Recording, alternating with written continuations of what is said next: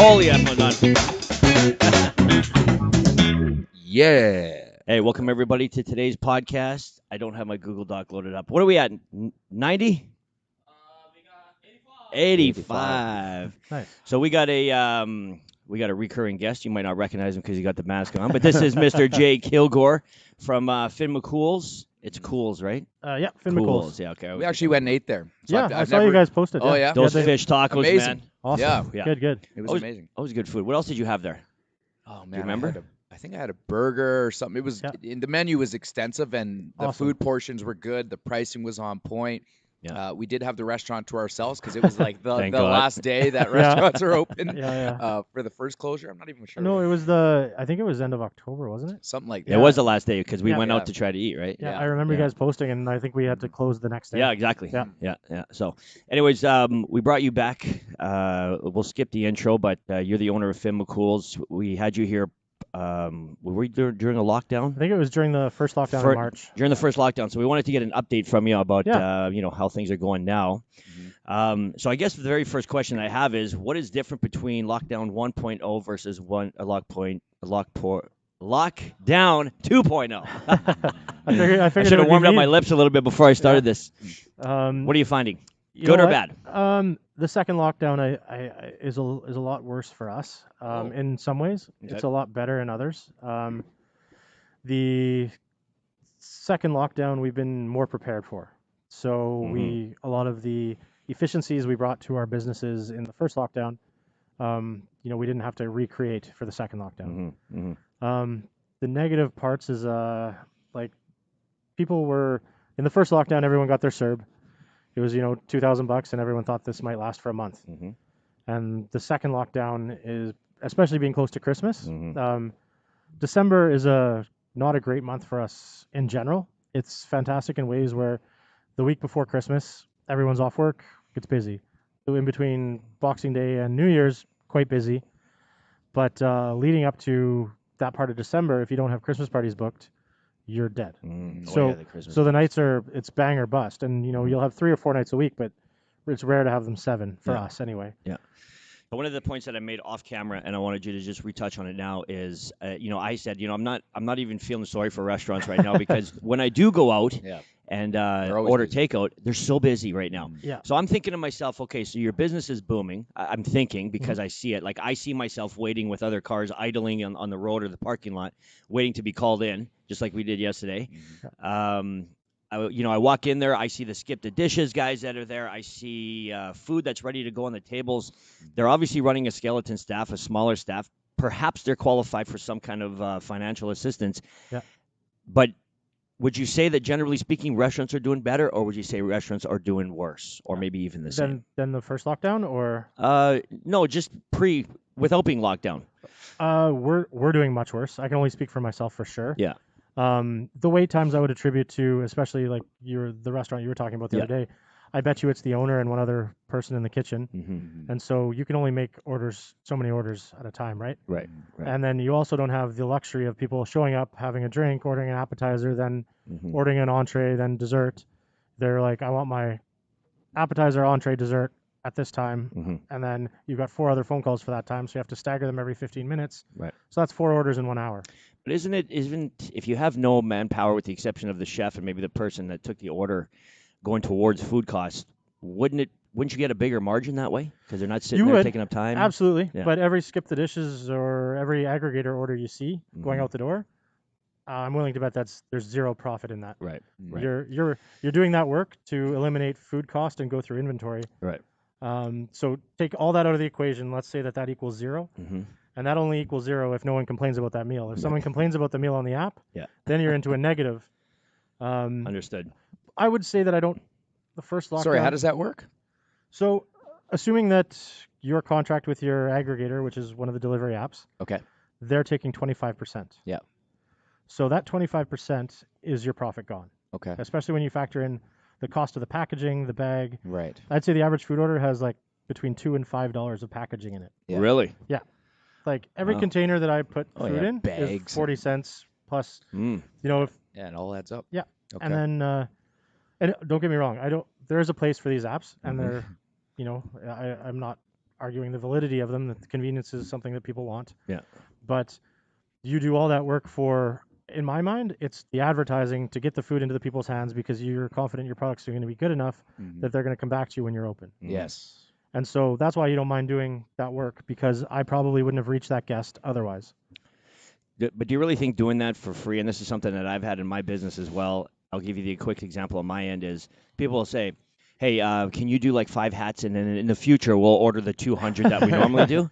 Yeah. Never works. No. Never happens. Yeah. So- Amazingly, that 200 disappears. It pretty always quick. does. And Yeah. I can't tell you how many times I fell for this, and I no longer do. But do you really think that it's a good idea to do that and promote it? And, even though we all know now, because it's been put out there, that you're not making a lot of money, if any, when you go through the aggregators. Is that what Yeah, you just I called call them aggregators just for. Okay, Yeah, so- that's an industry term that we use in our Okay. brand. That Fair enough.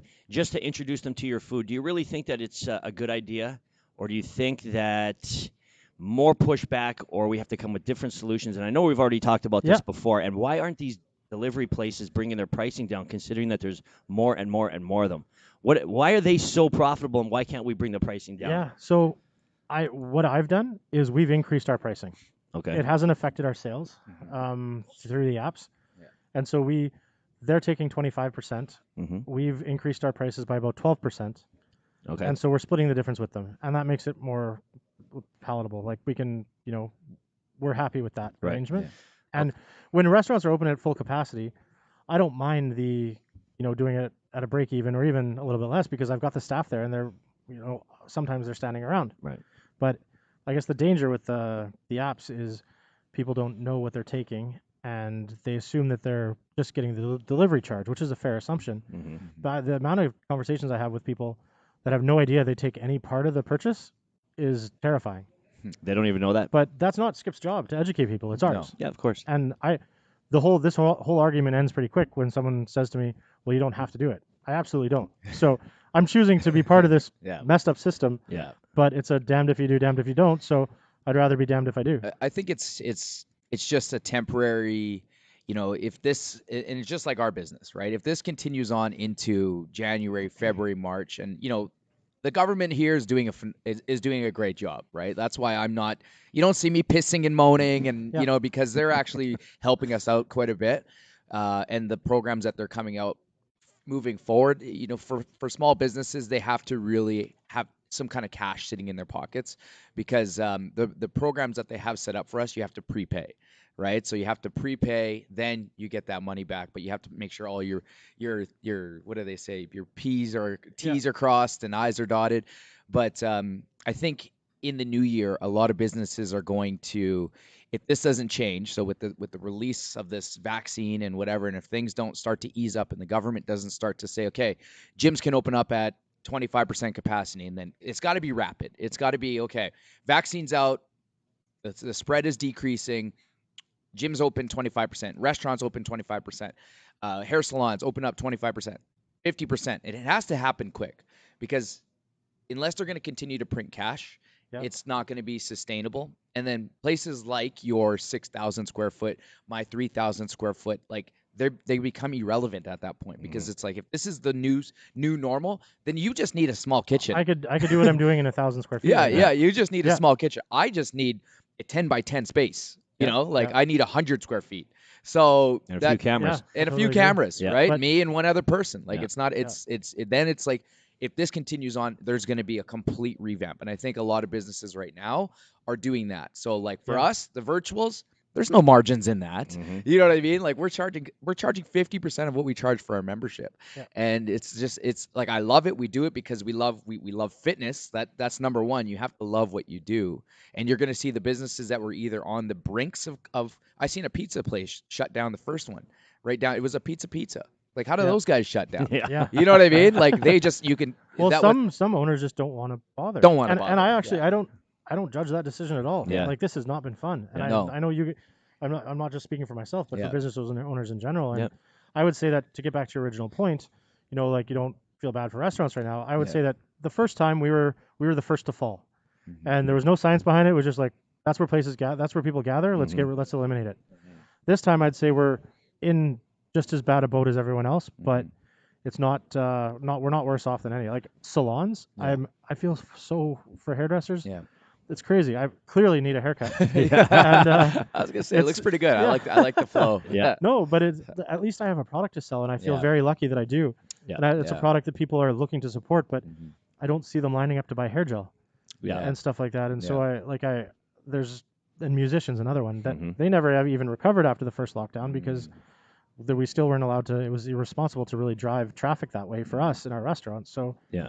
I have musicians that I booked a couple times a month, a bunch of them that I haven't. It's not even in my business plan right now because Yeah. I don't Yeah. know what is coming up. So So to kind of further to what your point was, and to touch on what you just said there. So, and I asked you guys this beforehand, so I'm hoping that you have something to tell everybody. Moving forward, we Yeah. got a vaccine. We're back open again. There has to be a new. Everybody has to pivot just a little bit because Yeah. you never know, just in case. Yep. Yeah. How are you specifically, or how do you think the industry is going to change just a little bit to make sure that we're prepared, a little more prepared in case something happens like this again? What do you think from the restaurant side? from the restaurant side, I think we're all getting much better at delivery. Okay. Yeah, and that's a must now. That's always going to be part of my business plan. Whereas most restaurants, it wasn't even like I see amazing restaurants like Sous Sol. I'm not sure if you're familiar with it in Winnipeg. Mm. Clementine in the Exchange. I'm very familiar Yeah, with them. Yeah. one of my very very close friends is one of the owners and the head chef there. Okay. And they're not built for takeout. Yeah. But they're killing it. Yeah. And so you'd never think of fancy restaurants like that. Yeah. To do takeout from, but like Sous Sol, you can even buy the candles that are on the table in the restaurant, and it has, in my opinion, it has, Okay, good. I like that. if not the best food, which it's up there, it has hands down the best atmosphere in Winnipeg in a restaurant. And so, if you buy your meal, their staff are delivering it, Mhm. and then you can get a candle like one of the ones that's on the table. Plus, they made a Spotify playlist so you can eat your dinner, listen to the music they would have in the Nice. restaurant with the candle on the table. Okay. I love it. So it's all about the experience. So it's about the We're- experience. I Very think- millennial. I think the best thing that we've done is create ways to take the pub home, and also we've been, because of the challenges with the delivery apps, we've been creating ways to encourage people to pick up. Mhm. So that's been the biggest change for me. Is Yeah. it's instead of sitting back and waiting for orders, I've been going out to get them. So what would you say when people are coming to pick up? Let's say they're waiting in the parking lot.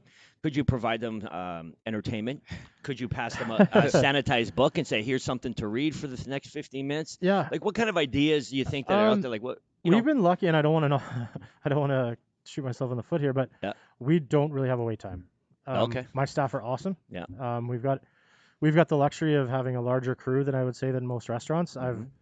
I've been very adamant about making sure that all the work we do is paid for, and no one's like I'm weighing on my salaried managers are amazing. Yeah. But I'm not burning them out like I did the first time. Right. And the first time, Yeah. I'm not gonna lie, we got together and agreed on it together, but we all burnt out. Yeah. And so now, if work needs to be done, it gets paid for by our hourly staff, and we're trying to just get by rather than because it's not going to be forever. Yeah. But so we're lucky with our wait time, so we don't really have to worry about that. But what I've done is, one of our reps was tossing all the branded stuff like Guinness scarves that say 2020 on them, Mhm. and so I was like, I'll take every single one of them. I will go and clean out your locker, Mhm. and I did that, and now we offer it for you can buy a can of Guinness and a scarf for $10. Yeah. There you go. And people love branded stuff. Mhm. So Oh, I know. Yep. I hear you. How about the fitness industry? What's the pivot? Yeah. Like, what moving forward? Once we get back to normal, we're gonna Outside of the start- obvious? You Yeah. mean the virtual? Yeah. So- Or do we still incorporate the virtual moving forward? Yeah, Is it- the virtual is going to be around for a long time, and so I don't think that it's going anywhere, and I think that that's going to be your new buying. Like, it's for the people that are above the age of, like, I would say that 35 is the kind of like you blend them into the 40, and then under 35 you blend them into the 20s. Mhm. And people in their 20s seem to really like latch on to this, right? Like, they're not beach bodies, they're not like the I'm going to go and subscribe to something and not use it. They're an actual like, okay, I'm going to subscribe to something. You may not know that I'm doing it, but they're doing it. Mhm. And so like the people that are younger that are doing our virtuals, they're doing them like religiously. Whereas like the 40 something year olds, like, we're hanging on to them, but they're still the chunk that they're just like, I'm just going to sit and wait until this kind of all clears I'm that up. guy. Yeah. And so I, that, yeah. that's what I'm saying. So Yeah. for that could be the for the fitness industry. That was always a market that was hard for us to tap into because they just didn't see like, hey, what are we doing? We're hanging out with a bunch of like, 35, 40-year-olds, right? And the income, like the revenue, like to come and do the group training is obviously out of their budget. Mhm. But to do a virtual training is within their budget. Mhm. They do it from home and they absolutely love it. So for that, that's a new demographic that you can tap into. Now, as for the fitness industry, it's going to be about just making people feel like this is a part of their lifestyle. And so now everybody's doing these virtual trainings. They have like it's set. Like I'm going, I'm doing it no matter what. Some people haven't even missed a day of working out yet. They've just built it into their lifestyle. And so that's going to be like the new trend is that people are going to see it not as a it's a non-elective for me, right? Yeah. They see it as it's a mandatory thing for me that I work out like at least 5 days a week versus like, yeah, I'm going to go 2 days this week and then, oh, we're super busy with kids soccer. And you know what I mean? They're going to Yeah, put for themselves sure. as a priority now because they've had all this time to like dial back and like, oh, I don't got to drive my kids to hockey and sit at a rink. And then I don't got to go to girls' night. And you know what I mean? All those things have been eliminated for a little while. So they put themselves first now. Yeah. I was devastated when gyms closed. Like after the last time I was on, fitness has got to be convenient for me. Yeah. And I live all the way on the other side of town, but there's a Good Life in the parking lot at Grant Park. Yeah. And so I got a trainer there. And I was like, my knees were bad when I started. It was amazing. And for my mental health, it was unbelievable. And now, since the first lockdown, I haven't worked out once. So let's talk about that because I wasn't aware that you were back at the gym, and obviously we should talk about that on this podcast. So when did you started working out pre first lockdown? Yeah, so my wife's in great shape, Okay. and fitness is a big part of her life. Yeah. So she's been concerned about, me dying early. Just, Yeah. Like to be blunt about it. Yeah. She's like, you're gonna die early. Yeah. And so, How did you react to that statement? she's right about everything. Okay. So, Okay. and I'm not just saying that. She's brilliant, and so the way I was living, and I've seen friends, like a lot of my friends are about 10 years older than me. I was young, got into business. People are at different stages in life, and I kind of went up with my friend group. Yeah. And a lot of them were having heart attacks or scares like that. I have gout, and it's crippling. And it is one of the most painful things that you'll ever experience. Yeah. Can you describe that a little bit? The what it's like? What gout is and how it So, affects your body? Gout is a joint condition. Okay. It's crystallization of your joints, and it generally comes from poor general health. Okay. But as far as like too much alcohol or too much rich foods, fatty meats, things like that. It's all the good stuff. Yeah, it's a joke because it was in the Middle Ages it was very prevalent, and they called it the disease of the affluent because it's kings and Right. Stuff like that. So it's basically if you're but the other thing that is a huge trigger for it is stress. So that's what I found. Like I had changed my diet completely. Okay. I'd lost a decent amount of weight, and I'd done everything, but the stress is something that I have trouble managing, and the gym was helping me manage that stress. Yeah. So like I had 40 cc's of fluid taken out of my knee yesterday morning, and that was from gout. I have Really? I have a rheumatologist that deals with it now, Okay. but it's from the stress that I deal with during this lockdown. So let me get into your brain for a second. So you just said that it has to be convenient for you to do at fitness. Yep. But you have an intelligent wife who probably is right, knowing that if you don't change, you're probably going to die a little bit early. You have gout and you had your knee drained. Why does it have to be convenient for you? Why are you not prioritizing this as your absolute non-negotiable? Have to do it every day. And I wish I had an answer. Yeah. And you've known me for a long time. I You've known have, me yeah. for almost 20 years. I'll tell you what it is. It's and I've been doing this a long time. It's steps, Yep. and it's like you want people to get better, and all you can do is hope that they get 1% better, Yeah. right? So your first step, and it's just like everybody else, is that, all right, your first step is like you're actually committing to the gym, and not only that, are you actually hiring professional help. So the fact that he's doing that is massive because It most has people to- won't even go to the gym, much less hire a trainer. Yep. For I sure. was at the point where it had to cost me $50 not to go. Yeah. Because that resonates with me. Yeah. As messed up as that sounds, Yeah. all the other shit that I deal with, Yeah. it costing me money to not show up. Yeah.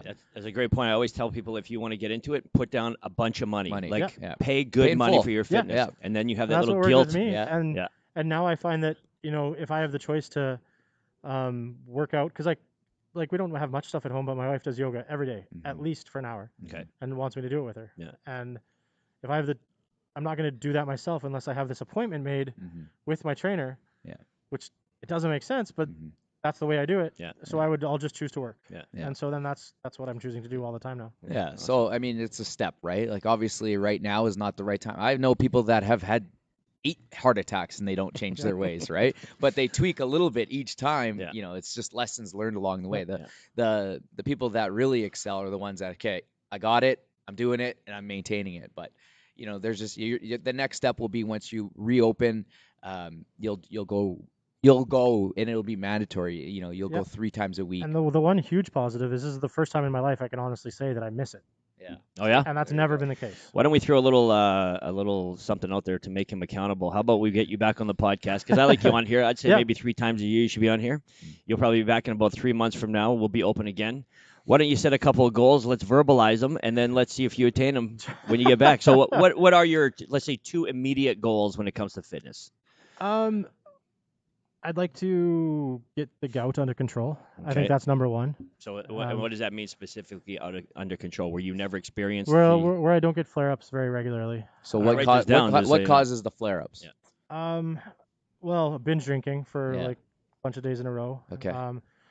Although I started seeing a rheumatologist before the first lockdown, and she said that I didn't stand a chance, and she just said the way that my body processes uric acid, it's medicinal right now, and I've been on medication and it's working, and she's trying to get the levels correct, but she said we're still a couple months away. But So the key is the drinking is probably drinking is it'll wreak havoc to your body in yeah. general. Your body isn't built to have alcohol in it. And I know these things. Do you find it almost impossible being what you do? And I mean, you're a social butterfly. I mean, I've known you for 20 years. This is what you do. Everybody knows you. They expect to have a drink with you and stuff like that. For sure. Do you? And I experience this as well. Do you feel like you could ever completely kick the habit living the life that you live? I wouldn't Even one drink. I wouldn't say it's impossible, Okay. but it's not something I would entertain. No. Yeah, it's not something that I feel that. Well, there's no opportunity right now for him to be a social butterfly. So Yeah. it's like, if now is the true, do I need, before my reason to drink is because I was in the bar and I had to live the lifestyle. There is no bar. Yeah. There is no But lifestyle. maybe I would stress say- management. I would say stress management for sure. Yeah. But what I've been doing more enjoyable drinking during the lockdown, if that makes sense. Like Yeah. I love craft beer. Well, my wife and I, we've traveled all over the world, and we've go to craft breweries, and that's the first thing we do. Can you have one? Yeah, absolutely. Yeah. So Well, that's good. I've been drinking more enjoyable drinks where I just Yeah. have a long day at work and I pick a beer that I've been saving for a while Yeah. and really enjoy it. Yeah. And I don't see that ever not being a part of my life. Yeah. Yeah. Because that's not the problem. Yeah. It's the other stuff where, it's a busy Friday night in my bar Yeah. and 8 people I know from different groups show up and each one of them wants to have a drink with me. So Yeah. by the time I've done a walk through the room, I'm 8 drinks in. Yeah. In 15 minutes. Yeah. And then you got to maintain it. I will tell you this, and we'll move along after this. Can we do the draw after too? Yeah, you bet. We're going to do the draws. I quit drinking completely, and it was the number 1, by far, biggest game changer of my life. How are we doing the draw? Let's Just picking it? Yeah, we got the last one. So this is still from November? Okay, No. you Jay do will the pick it. talking. You tell them what it's about. I'll So draw yeah, the we 2 got our names. one last draw for $125 cash, courtesy of where are they? Foam Insulation Manitoba. Mhm. So we're still doing the referral draw. These are people that have brought people to the door, and when we were open. So the winner is. It says May Quinto. May, there you Quinto go. is the last. I don't know why I picked 2 names, but yeah, May Quinto is We the have to do 2 draws. Jen told me we got to do 2. 2 draws. 2 draws. So let's pick I that thought name, okay. and then we have it under control here. Just do what Jen says. Just do it, Yeah, yeah. exactly. All right, and the second one is Tamika. Hey, Tamika. Congratulations. And Let's again, what? Hey. So May and I'm always Tamika, I don't think I've ever seen them on our podcast. So hey, listen, You have 7 days to claim this prize, or 72 Rick and I are going over to Finn's and Fish tacos, baby. fish tacos, burgers, and craft beer. Sounds perfect. You got it. We should do that today. I'm going to do it. I'm going to come by and see that. Okay, let's move on. All right, Yeah. we're going to keep going because I got a bunch of questions. So you mentioned we've known each other for 20 years. I knew you back in the day when you were the owner of Cactus on Cordon. Everybody knows Cactus on Cordon. And I wanted to get into your entrepreneurial side. So anybody who's listening is maybe a business owner. And this is a very important, the School of Hard Knocks. What mistakes as a young entrepreneur did you make, and what did you learn 20 years later? Oh, so many. I feel like the first couple of years, all it was mistakes. Yeah. But it was fun. Man, was it fun. Yeah. I think during those years, and I don't know if anyone had more fun than us and our group of friends. Yep. No, I remember. Good time. Yep. But from the business side, yeah, so what kind from of the business mistakes? side, I just I don't think I gave the numbers proper attention. Okay. And Give me an example. So, as far as profitability and proper inventory and how important it is to know exactly how in line your labor and food costs are. Okay. So that in a restaurant, that makes you or breaks you. Like now, I know within a couple percentile, I know what my food costs and liquor costs and what labor is at all times. Yeah. So you're just kind of winging it back then? Yeah, just winging Yeah. it. And you know what? We had the luxury to do that because we were very busy. Yeah. And so the best time to tweak those things is when you're that busy. Right. Right. And so because the numbers don't, like, your labor isn't going to matter as much when you're packed every night. Right. Yeah. And so the other thing too is I felt like I always had to give people something. Okay. And which created a great atmosphere and it got the right people in and stuff like that. But I gave out far more drinks back then than I do now, for sure. Yeah. Yeah. There comes a time where you have to realize that people are supporting you because they like what you do, and plus they want to support you. Exactly. Yeah. Whereas, It's all about the product, right? Yeah. Like, It's almost offensive to have somebody always say, here's it for free, here's it for free. It's like, I didn't come here for that because Yeah. now I'm that guy looking for free shit. Like, Yeah. I am here, I do want to spend some genuine money Yeah. because I want to spend some money. People feel Yeah. good about it. Yeah. And I know what you're talking about because when I had Whiskey Dick, same thing. Yeah. For the first 2-3 weeks, we kind of just, whatever, you just bought whatever you want. And then we shut that down quick because we were like giving away thousands of dollars worth of drinks real quick. So we actually shut it down to, I think it was $50 a night that you were allowed to sign off on. And then you had to pay over and above that. But it's, I mean, when you know everybody and everybody's there and you want to be a baller and you want to be the king, drinks before you know it, you're bankrupt. And then Monday rolls around and you look at, as a group of owners, because I had the same thing at Green Room when I owned Green Room in Osborne Village. Well, Monday rolls around and you look over what everyone signed off on. And you're like, oh, geez, like, how did that happen? Yeah, that's all top shelf stuff, Yeah. too. Like, Oh, heaven forbid we should drink the cheap rye. Yeah. No, Yeah. And then the other thing, too, is I drank, like, again, this seems to be a theme, but I drank too much. Yeah. You can't make the right decisions when you're not in complete control. So I don't drink at work ever. Yeah. And that's something that people are surprised. Like, if I'm on the clock, I will not touch alcohol. I know, the worst decisions when you're drunk. Yeah. Did you ever make one mistake, that one that just stuck out? Like when we had Whiskey Dicks, we noticed that our food, because we had to have food, it was just part of the license. Yeah. We never sold any food. Let's be honest. We had a residential stove in the basement that I don't even know if anybody knew how to turn on. We had the same thing at Green Room. Yeah. Yeah. All that food is wasted. I feel like almost every 3 months we had to like realize like we just threw away thousands of dollars. As what you do, did you ever find that one thing that you always lose money on, like a bunch of expensive meat that didn't go or something like that? What would be that game-changing moment in your life? You're like, holy shit, I can't believe this costs so much and this is how much we've been losing. Oh. Or maybe staff-related. Yeah, I would say probably the biggest mistakes I've made that have lent to money is, I would say, making some bad investments. But that's not Okay.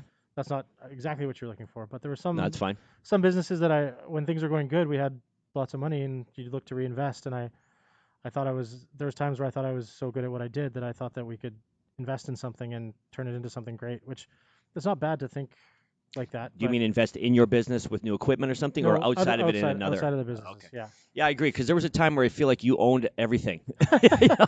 Like this guy had, it was Jake Kilgore, that's his club. I couldn't believe how many things that you were a part of back then. So. And I think that Is that what you're talking about? Yeah, that is. And okay. I think if I'd focused more on what I had in front of me rather than trying to spread it out, I would okay. have been, it would have been a lot better for me in the long run. Yeah, yeah. Actually, that's probably a good point. I think maybe you've experienced that one time. I know there's lofty goals here at one time to have gyms in every corner of the city. Yeah, we were planning to open up 5. So Yeah. that definitely changed. And I don't know. I think that you get put into a position, you take risks, and I think once you get backed into a corner, just you'll find a way to get out of it. Like we're all survivors, like innate survivors. The people that are gonna roll down and die are the ones that don't take those head on. And I guess it's up to you to know when to say, okay, like I'm out, right? Like I pull out. And that's actually a good point.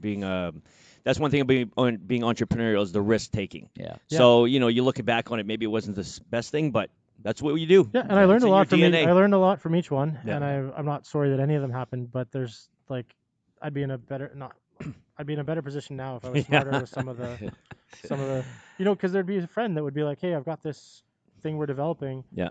Like $2,000 would go a long way, and I'd be like, well, I want to see you succeed. Yeah. That's great. So we'd do that. Yeah. And then it would be, to their defense, I wasn't helping at all. Right. So I didn't help the problem. Yeah. But it just, if I'd been more careful, I think I'd be. So what has been your best business opportunity? What's been your most successful one? The most successful thing we've ever done is Green Room. Oh yeah. Yeah. In Osborne. Yeah, I guess it depends on if you're weighing out success by monetary. Yeah, that's pretty much what I mean. Yeah. Yeah. So how did it get successful? I think it was the perfect storm. Yeah. Like it was when nightclubs in Winnipeg, Winnipeg seems to be cyclical, and it goes from like pubs and lounges to nightclubs, and it's about a 8 to 10 year transition. Okay. And the Jets came back to Winnipeg. Yeah. We opened 1 month later, and I had a relationship with some of the Jets when they played for the Blackhawks because I had some friends that played for the Blackhawks, and I went down there quite often. And so Andrew Ladd I had known, and Dustin Bufflin and some of those guys. And so when they came to town and they were looking for houses in the summer, I took them around, and then they Chris Mason, the goalie that year, he was a big supporter of the club, and so it was like I'd be in the third period of a hockey game. My wife and I would be there, and like a couple girls behind us would be like, "We better get out of here so we don't have to wait too long in line at Green Room." Yeah. Be like, "You're leaving the third period of a tied game," and so but there was stuff like that would happen. So I think it was the perfect storm. It was a very diverse group of partners, and we all focused on one night. Okay. So we were busy Thursday because it was me and Donovan and Matt Badalowski. We focused on Thursdays.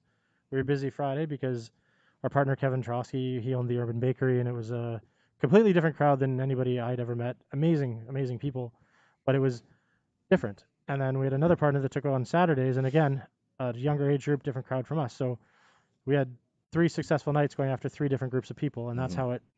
And then it just kind of melded all together, and it was a place where everyone was welcome. Yeah. And don't you find that the industry? Do we even have bars now? What is a bar in Winnipeg? Like I know the Palomino's shut down, and that would be probably the only bar that I would say is the bar. If somebody came in from out of town, where do you want to go? I don't even know what any exists other bars. now. Yeah. You remember, our heyday, there seemed to be bars all the time opening up. Everywhere, yeah. But what do you even know one, or is it all lounges now? I still own one. Yeah. But, Which one? OV Club. Where's that? Which is Green Room. It's Green Room. Oh, okay. Yeah. We changed the name. The majority owners kept the lease, and we brought in some younger guys. Nobody under the demographic would be 22 years old. Okay. So it's a busy spot, and we're still paying the lease. Yeah. We've closed. We never reopened. We closed in March and just decided to wait it out. Yeah. And when we can open, we will probably be one of the only ones. Yeah. And has the change from 10 years ago? Yeah. The way people drink? I know. Just to give you an example, people used to come in there and spend money. Yeah. And then by the time we had to, or when I got out of it, the average spend was, I don't know, maybe around $3, whereas it started up at about 23. Yeah, exactly. They negotiate cover charge, they negotiate code check, and they just want water, and they're doing their ecstasies or whatever.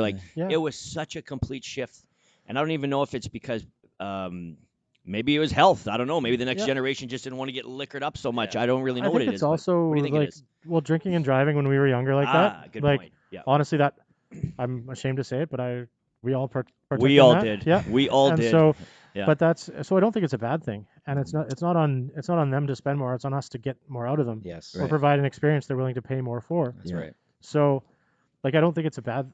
Like if I'd be able to, I wouldn't be able.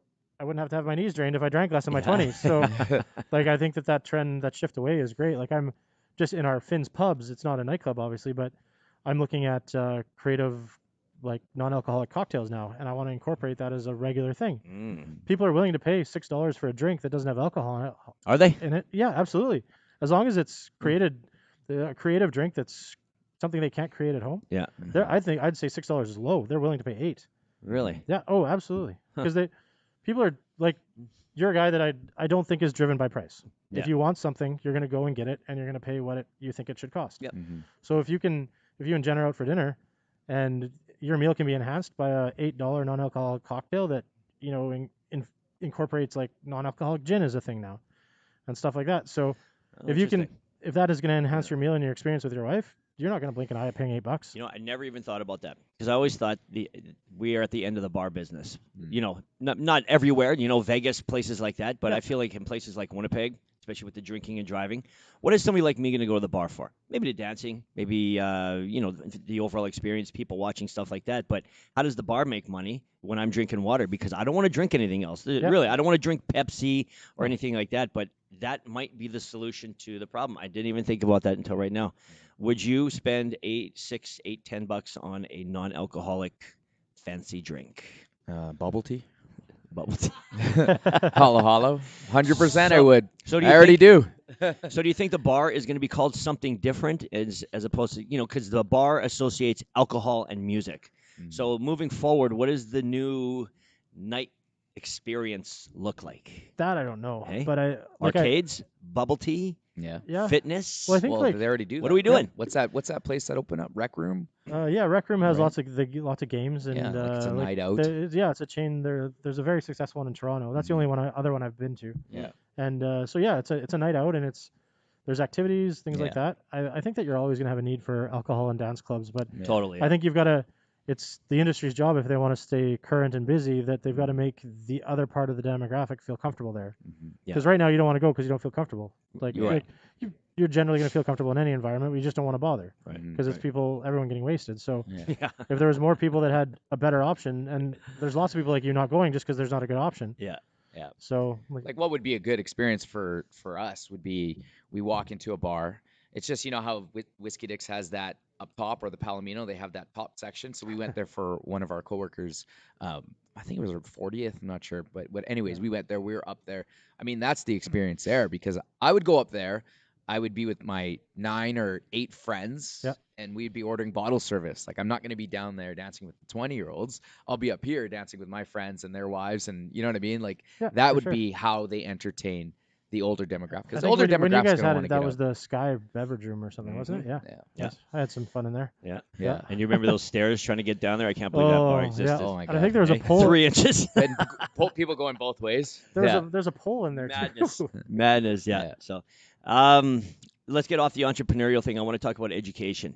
I feel like there's a big shift from degrees to skills. I feel in the new world that we're moving into, having a bachelor of something isn't necessarily going to get you the job.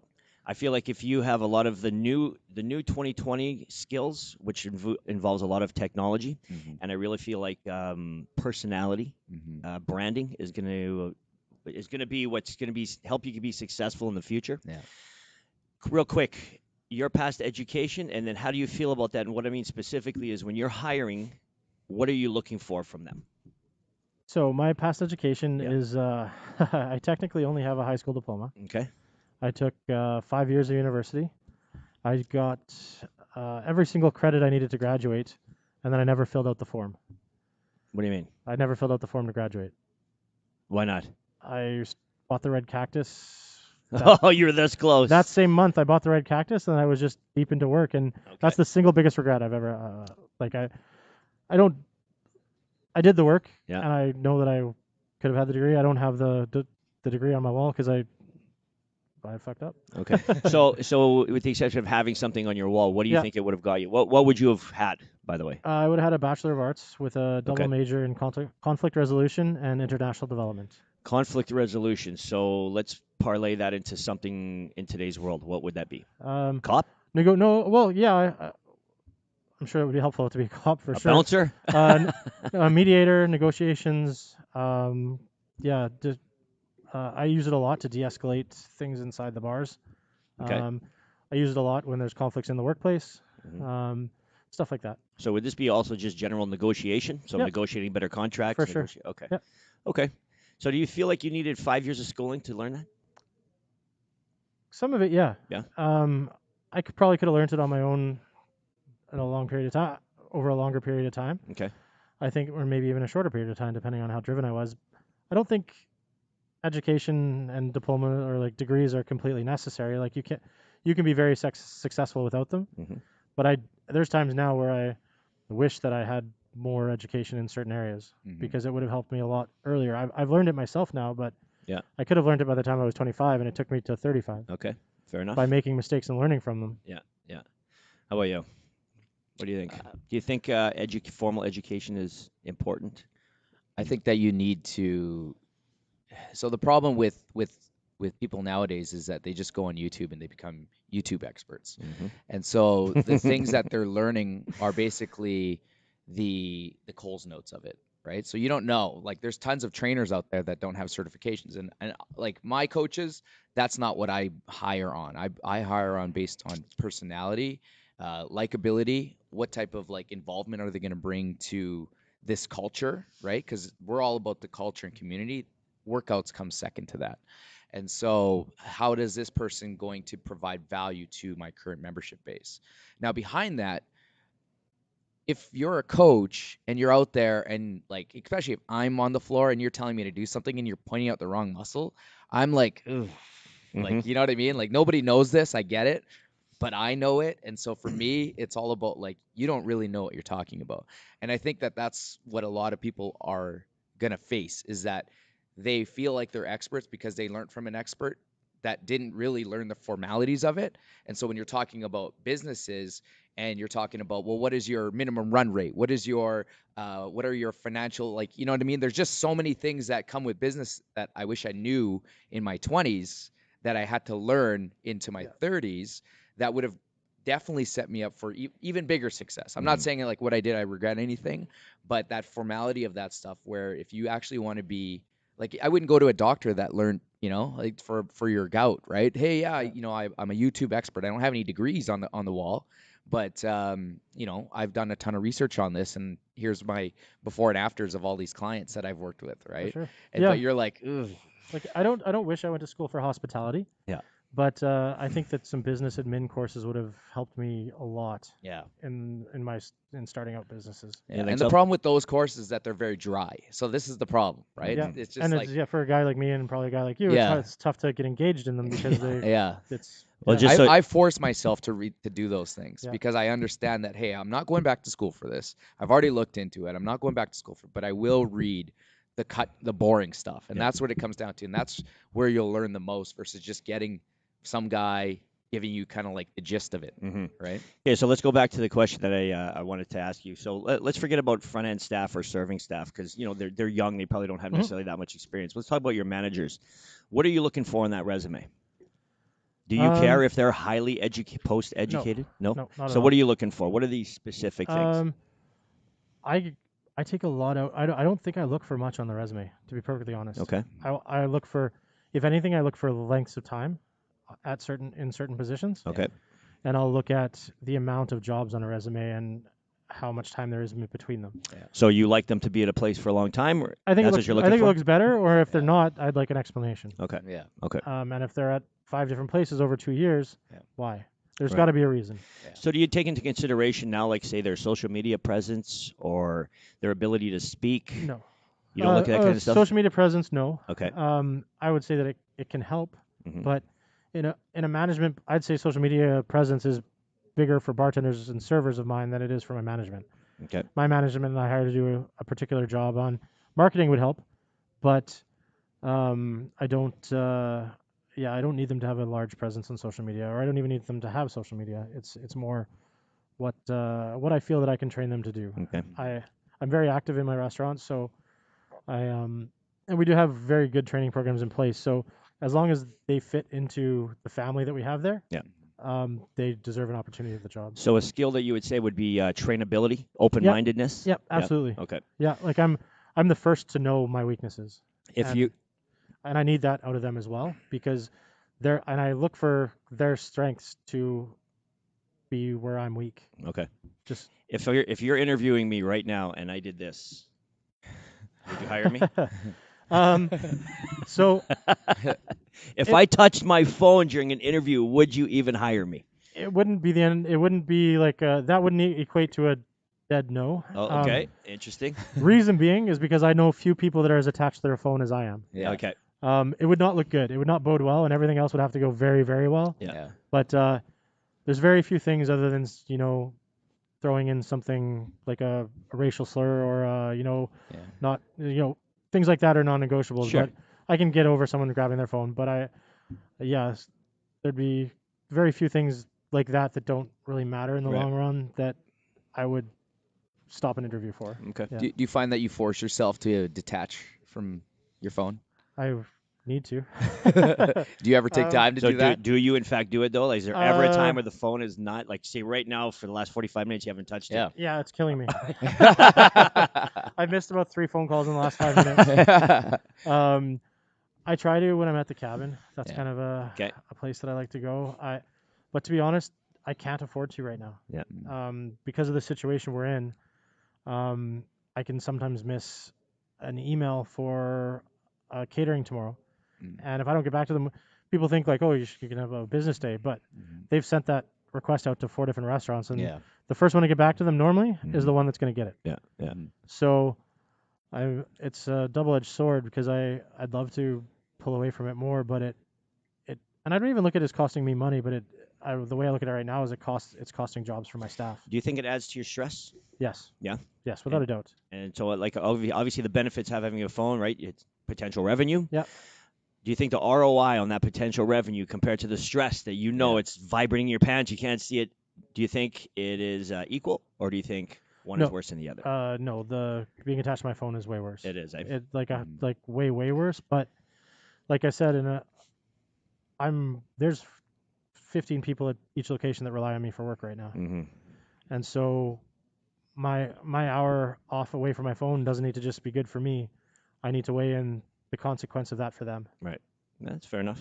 And Understood. so Okay. Let's get on to these programs that you do. yeah, I'm just going to let you tell me about it. I will preface with this. So you are helping to feed 18,000 people for organizations in Winnipeg, and you either do or 300 frontline workers. You feed them every day. 300 frontline 300 workers every day. until Christmas. Yeah. So you want to explain that real quick? Yeah, so we during the first lockdown, we had One Just City. We started working with them. They're an organization that has 3 drop-in centers where people can rely on food from their centers. And it was a large donation from a Winnipeg family that went to One Just City. One Just City lost their whole capacity to make food. It's irresponsible to have volunteers from different households now coming into one kitchen. Okay. And but I had all of the skilled labor to make the food they needed.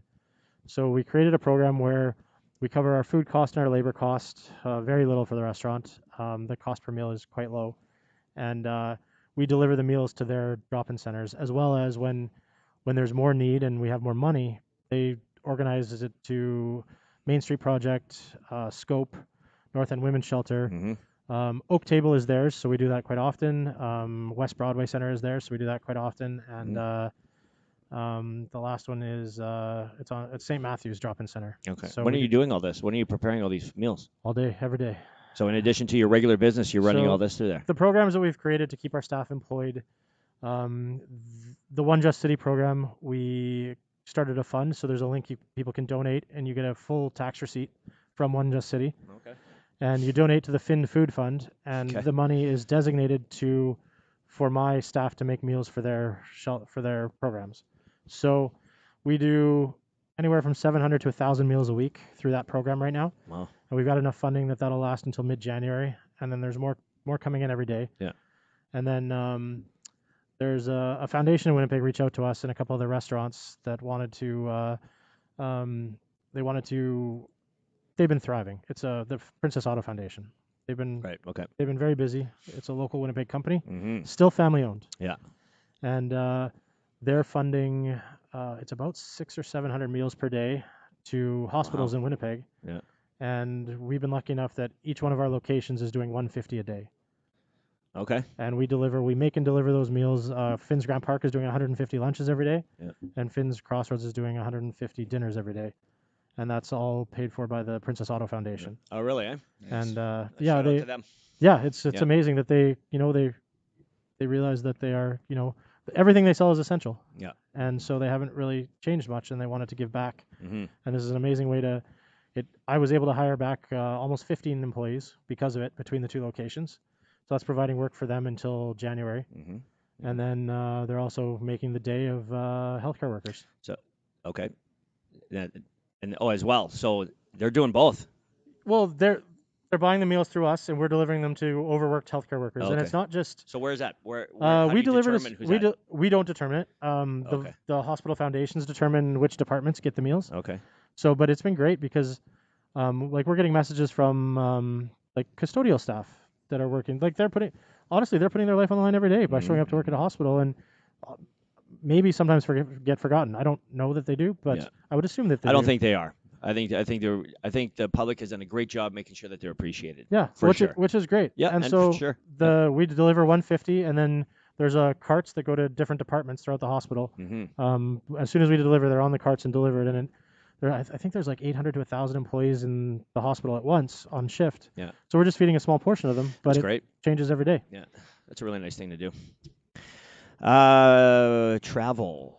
You ready for this one? Oh, I can't wait. We're almost done the podcast, by the way. Yeah. And I'm just kind of going off of the points that we had chatted before, so that's why we're touching on this. Travel. Are you Yeah. ready to go somewhere? Yeah, it depends. Do I have to quarantine when I get back? Because if so, then no. So what is gonna motivate you to travel? What's going to motivate me to travel is disconnection, and I feel like once we reopen, it's going to be even bigger grind. So this is what I would suggest to you: is that you're grinding now. You've been grinding, and it's just going to grind. You're just going to continue to grind, and there's always going to be the next grind.